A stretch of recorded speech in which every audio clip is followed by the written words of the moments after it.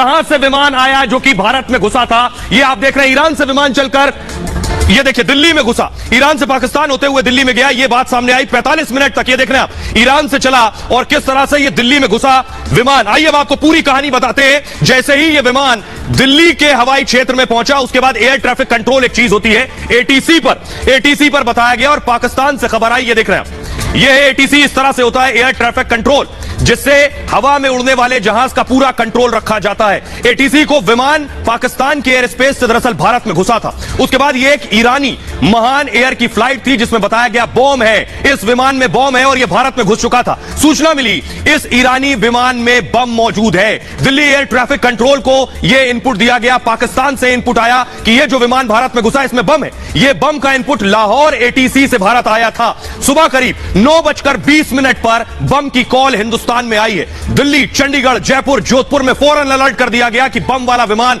भारत में घुस चुका है। लैंडिंग के लिए दिल्ली एटीसी ने 2 विकल्प दिए थे कि बम वाला विमान दिल्ली के हवाई क्षेत्र में था, तो फौरन यह कहा गया कि आप इसे जयपुर या फिर दूसरे शहर में जाकर लेकर जाइए। पायलट दिल्ली में फ्लाइट की लैंडिंग चाहते थे। जो विमान का पायलट था वो चाहता था कि दिल्ली में हर हाल से लैंडिंग हो जाए इस बम वाले विमान की। विमान के पायलटों ने लैंडिंग से मना कर दिया कि दिल्ली के अलावा कहीं और लैंड नहीं करेंगे। यही शक बढ़ गया कि विमान में बम और दिल्ली में लैंड करने की जिद, ऐसे में दिल्ली में लैंडिंग खतरनाक हो सकती थी। पायलटों की दिल्ली लैंडिंग की जिद पर अलर्ट दिया गया और भारतीय वायुसेना ने तुरंत मोर्चा संभाल लिया। उसके बाद आपको बताऊं, फाइटर जेट्स सुखोई ने ईरानी विमान को चारों तरफ से घेर लिया। आइए अब आपको बताऊं कैसे, कहां से कहां जाने वाला था। देखिए जरा कैसे विमान उसके पीछे लगे। मैप डालिए, मैप दिखाइए। ये आप देख रहे हैं एटीसी ने बम वाले विमान को कहां जाने को कहा। उन्होंने कहा कि जो कि दिल्ली के हवाई क्षेत्र में थे, उनसे कहा गया आप चंडीगढ़ चले जाइए या फिर जयपुर चले जाइए। उन्होंने चंडीगढ़ और जयपुर जाने से मना कर दिया। और आइए अब आपको बताते हैं उस दौरान डिफेंस एक्सपर्ट्स क्या कह रहे थे, सुनिए जरा। तेहरान से गंजौर चीन में जा रहा था और इसको बम स्केयर दिया गया और इसमें परमिशन लेने की कोशिश की इसने कि मुझे लैंड किया जाए भारत के एयर स्पेस में। और जब ये भारत में था तो इसको परमिशन दी गई कि आप जयपुर या चंडीगढ़ लैंड करें, मगर ये नहीं माना और ये इंसिस्ट करता रहा कि मुझे जो है दिल्ली में ही लैंड करने की परमिशन दे। तो इसमें बड़ा शक हुआ और इसके साथ साथ जो ईरान की एयरलाइंस थी और ईरान की जो अथॉरिटी थी उनके साथ भी बातचीत हुई, तो उन्होंने भी बताया कि इसके अंदर कोई बम स्केयर नहीं है। तो ऐसे में जो भारत के वायु सेना के सुखोई 30 MKI है उसको एस्कॉर्ट किया और भारत की एयर स्पेस से इसको बाहर धकेल के आए। और देखिए जब ये बम वाला विमान भारत में था तो फौरन हमारे लड़ाकू विमान सुखोई ने टेक ऑफ किया। सुखोई ने उड़ान भरी उस विमान के पीछे जिसमें बम था। 2 विमान सुखोई विमान 2 पीछे लग गए उस विमान के जिसमें बम था। देखिए जरा सुखोई ने कहां से उड़ान भरी, मैं आपके जरिए आपको दिखा रहा हूं। ये सुखोई दोनों अलग अलग जगह से उड़ान भरी है। ये आप देख रहे हैं दिल्ली में था ये विमान, लेकिन पंजाब और जोधपुर से 2 सुखोई विमान ने उड़ान भरी, कोई खतरा ना हो रक्षा और सुरक्षा के लिए। आइए अब आपको बताऊं कि भारत के लड़ाकू विमान ने आखिर क्या किया जब दोनों विमान आखिर ईरान के विमान के पीछे लग गए। तो भारत के आसमान में आपको बताऊं, जैसे ही बम की खबर मिली एयरफोर्स ने फौरन मोर्चा संभाल लिया और मैदान में सुखोई जंगी विमानों को उतार दिया गया। पंजाब और जोधपुर एयरबेस से फाइटर जेट्स ने सीधे आसमान में उड़ान भरी और ईरानी विमान को चारों तरफ से घेर लिया गया।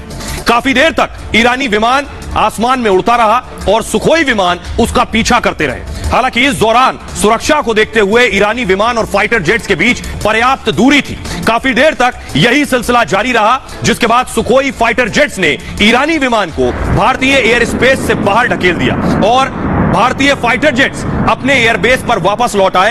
एयरफोर्स अपनी भाषा में इस ऑपरेशन को आपको बताऊं स्क्रैम्बलिंग कहती है। 2 लड़ाकू विमान जब किसी दूसरे को खदेड़ कर आते हैं इसे स्क्रैम्बलिंग कहा जाता है। ये स्क्रैम्बलिंग क्या होता है, आइए अब आपको बताता हूं ये स्क्रैम्बलिंग क्या है, सरल भाषा में बताएंगे और किस तरह से इस पूरे ऑपरेशन को अंजाम दिया जाता है ये आपको बताने की कोशिश करूंगा। ये देखिए ग्राफिक्स के जरिए, सरफेस फ्लोर ग्राफिक्स प्ले कीजिए प्लीज।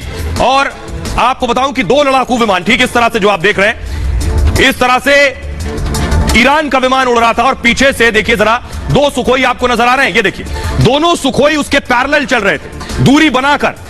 स्क्रैम्बलिंग, इसी को स्क्रैम्बलिंग करते हैं। स्क्रैम्बलिंग वायुसेना की भाषा का शब्द है। दरअसल आपको बताऊं इसका मतलब है इमरजेंसी में फाइटर्स की तैनाती करना। ठीक इस तरह से फाइटर्स की तैनाती की जाती है विमान के अगल बगल।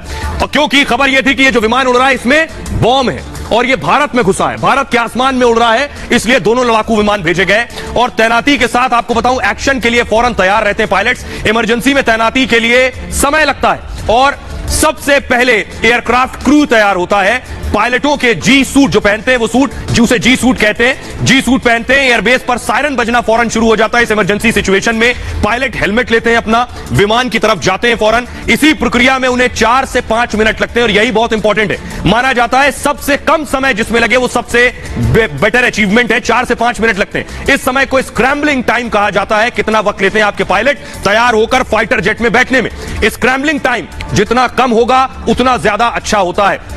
उड़ान भरते ही लड़ाकू विमानों ने देखिए ठीक इस तरह से मोर्चा संभाल लिया जैसे ये लड़ाकू विमान आपको उड़ते नजर आ रहे हैं। यानी आपके देश में अगर कोई हवा में इस तरह की चीज है जिसमें कोई लड़ाकू विमान है, कोई विमान है जिसमें बॉम्ब है, आतंकी है, तो लड़ाकू विमान उनको घेर कर आपके देश की सीमा से बाहर करते हैं। खतरे को एयरक्राफ्ट पूरी तरह से घेर लेते हैं। किसी तरह का भी आसमानी खतरा हो सकता है। भारतीय वायुसेना पहले चेतावनी देती है, इन्हें भी बाकायदा चेतावनी दी। लैंडिंग या एयर स्पेस छोड़ने को कहा जाता है कि आप फौरन यहां से निकलिए। चेतावनी नहीं मानने पर फिर उसके बाद एक्शन शुरू होता है। स्क्रैम्बलिंग ने ही एयर स्पेस छोड़ने पर मजबूर किया, और उसके बाद यह विमान यहां से निकल के, देखिए जरा, यह विमान, बम वाला विमान यहां से निकलकर कहां पहुंचा? भारत के हवाई क्षेत्र से जब निकला है उसके बाद यह पहुंचा है चीन। वो जरा तस्वीरें दिखाइए, मैप दिखाइए फास्ट।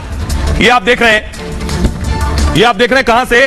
दिल्ली से निकलकर म्यांमार होते हुए, से फिर से प्ले कीजिए प्लीज। दिल्ली से निकलकर म्यांमार होते हुए ग्वांगझू पहुंचा है। ये आप देख रहे हैं। यानी हमारे सुखोई ने इसे भगाया है और उसके बाद म्यांमार होते हुए ग्वांगझू तक गया है। आइए, लेकिन अब आपको दिखाने जा रहा हूं जब ये लैंड हुआ चीन में, जिसमें बताया गया बम है। ये देख रहे हैं आप विमान, ये विमान लैंड हुआ, इसमें जो यात्री सवार थे वो निकलकर बाहर आए। लेकिन दूसरी तरफ देखिए यहां बड़ा काफिला, फायर ब्रिगेड, इसके अलावा एम्बुलेंस मौजूद थी यहां पर, क्योंकि इस विमान में बम की खबर सिर्फ भारत में नहीं थी, चीन में भी थी, म्यांमार में भी थी, पाकिस्तान में भी थी, ईरान में भी थी। तो 4-5 देश में हड़कंप मचा हुआ था कि एक विमान में बम है। ये तस्वीरें आप देख रहे हैं किस तरह से लोग वहां मौजूद हैं और यहां एम्बुलेंस और फायर ब्रिगेड्स मौजूद है। लेकिन अब आपको बताता हूं 45 मिनट तक जो उधम हुआ, जो हंगामा और हड़कंप मचा, इसमें आखिर सच क्या है, हकीकत क्या थी चीन में उतरने के बाद, ये आपको बताता हूं। देखिए जरा, तो आसमान में ईरानी विमान घेरे में था। दरअसल जब आसमान में था, सुखोई विमानों ने घेर लिया और उसे खदेड़ा। भारतीय पायलट एक्शन के लिए पूरी तरह से तैयार थे। कुछ ही देर में ईरानी एजेंसियों का कॉल आया उन्हें। प्लेन में बम की खबर को ईरान ने कहा कि यह अफवाह निकली है, वो एक गलत कॉल थी। विमान को चीन की तरफ उड़ने को कहा गया और म्यांमार होते हुए विमान की लैंडिंग चीन में हो गई। विमान की लैंडिंग ग्वांगझू एयरपोर्ट पर की गई और चीनी एयरपोर्ट पर भी हाई अलर्ट नजर आया। तस्वीरें भी मैंने आपको दिखाई। विमान ने तेहरान से ग्वांगझू की दरअसल उड़ान भरी थी और वो अपने डेस्टिनेशन पर पहुंच गया। लेकिन एक खबर, इस तरह की खबर के बाद, अफवाह के बाद, कैसे 4 से 5 देश में हड़कंप छा गया था। आइए अब आपको बताऊं किस तरह भारतीय वायुसेना, कैसे भारतीय लड़ाकू जहाज ने और हमारे फायर फाइटर्स ने किस तरह से खदेड़ा। ये पहली बार नहीं है, इससे पहले भी ऐसे ही खदेड़ा। ये आप देख रहे हैं, ये अभिनंदन ने मिग के जरिए खदेड़ा था पाकिस्तान के F-16 को। आपको याद होगा, अभिनंदन ने भी इसी तरह से, जो आज हुआ है सुखोई में, ठीक इसी तरह अभिनंदन ने भी पाकिस्तान के लड़ाकू जहाज को बाहर न सिर्फ भगाया बल्कि मार गिराया था। 27 फरवरी 2019 को पाकिस्तान ने भारत में घुसने की कोशिश की थी। पाकिस्तानी लड़ाकू विमान F-16 सीमा पार करके नौशेरा सेक्टर में दरअसल घुसाए थे। उस वक्त पाकिस्तानी फाइटर जेट्स 8000 फीट की ऊंचाई पर उड़ रहे थे।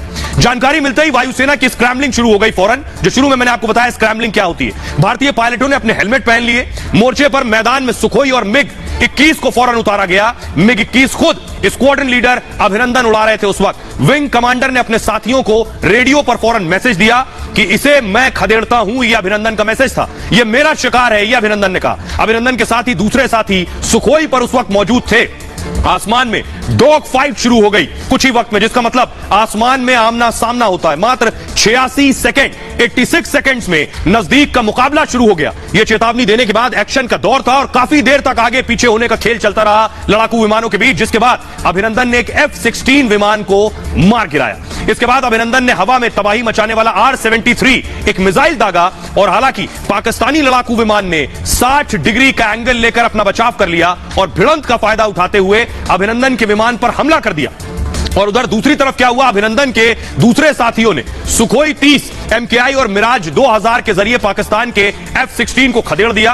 पाकिस्तानी विमान भारतीय सेना से डर कर भाग चुके थे। हालांकि अभिनंदन का मिग 21 फाइटर जेट क्रैश होकर पाकिस्तान में जा गिरा और इसके बाद उन्हें पाकिस्तानी सेना ने हिरासत में ले लिया था। पाकिस्तान की गिरफ्त में करीब 60 घंटे रहने के बाद 1 मार्च 2019 को अभिनंदन भारत लौटे थे।